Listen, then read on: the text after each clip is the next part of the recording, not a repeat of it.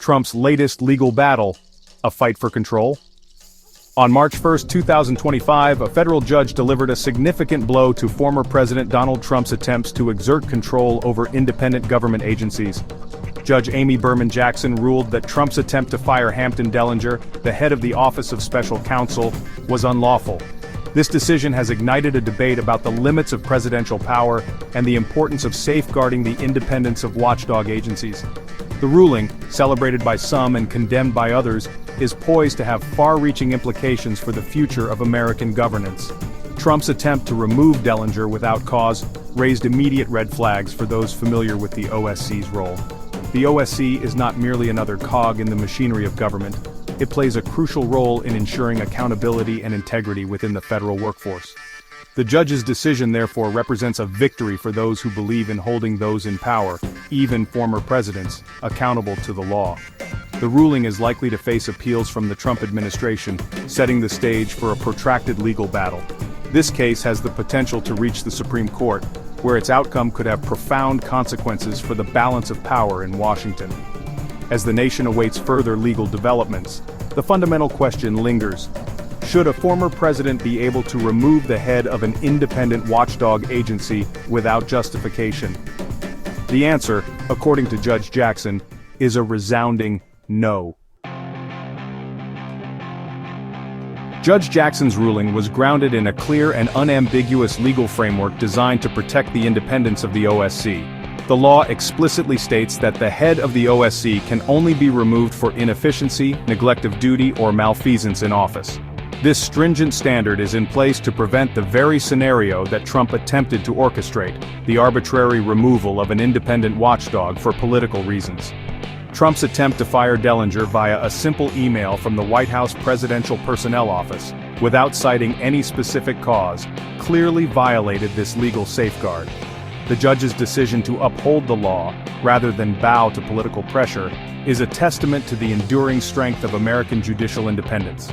This ruling serves as a stark reminder that even former presidents are not above the law.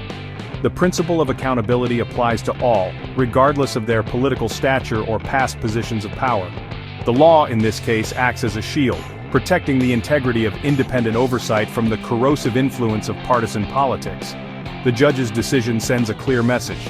Attempts to undermine the independence of watchdog agencies will be met with swift and decisive legal action. The Office of Special Counsel, or OSC, plays a vital role in safeguarding the integrity of the federal government. Tasked with investigating allegations of wrongdoing by government employees, the OSC operates as a crucial check on the power of the executive branch. One of the OSC's primary functions is to protect whistleblowers. Federal employees who witness waste, fraud, abuse, or illegal activity often fear retaliation if they come forward. The OSC provides a safe and confidential avenue for these individuals to report misconduct without fear of reprisal.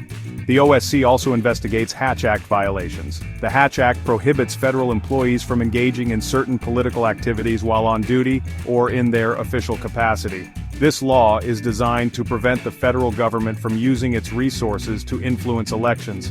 By enforcing the Hatch Act and protecting whistleblowers, the OSC helps to ensure that the federal government operates in a fair, ethical, and accountable manner. The judge's ruling in the Trump case is a victory for the OSC and for the American people, who rely on the agency to hold government officials accountable.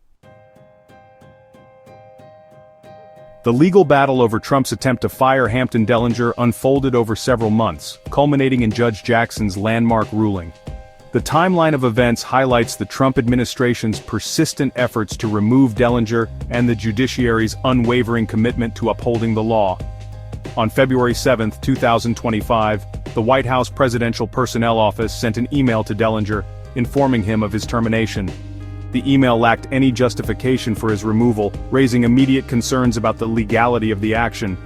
Dellinger, in response, filed a lawsuit challenging the firing. Recognizing the gravity of the situation, Judge Jackson issued a stay on February 10, 2025, temporarily preventing Dellinger's removal. This stay was followed by a temporary restraining order, further extending Dellinger's tenure while the case proceeded through the courts. The U.S. Circuit Court of Appeals for the District of Columbia, in a 2-to-1 vote, upheld Judge Jackson's initial rulings, signaling the strength of Dellinger's legal position. The Supreme Court, while the case continued in lower courts, temporarily allowed Jackson's decision to stand. Finally, on March 1, 2025, Judge Jackson issued her ruling, declaring Trump's attempt to fire Dellinger unlawful. This decision marked a significant victory for the independence of watchdog agencies and sent a clear message that attempts to undermine their work would not be tolerated.